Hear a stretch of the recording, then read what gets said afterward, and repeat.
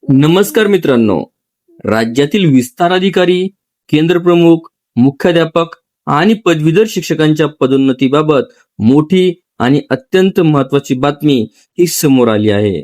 मुंबई उच्च न्यायालयाच्या नागपूर खंडपीठानं प्राथमिक शिक्षण संचालनालयाचे 14 मे 2026 चे परिपत्रक हे रद्द केले. या निर्णयामुळे राज्यभरातील पदोन्नती प्रक्रिया तात्पुरती स्थगित करण्यात आली आहे. नेमकं प्रकरण काय? तर 14 मे रोजी काढलेल्या परिपत्रकानुसार टीईटी किंवा सीटीईटी उत्तीर्ण असलेल्या शिक्षकांनाच 1 सप्टेंबर 2025च्या ज्येष्ठता यादीच्या आधारे पदोन्नतीसाठी पात्र मानण्यात येणार होतं. मात्र या निर्णयाला अनेक शिक्षकांनी न्यायालयात आव्हान दिले. न्यायालयानं स्पष्ट शब्दात सांगितले की टीईटी किंवा सीटीईटी पात्रता मिळाल्यामुळे शिक्षकांची ज्येष्ठता.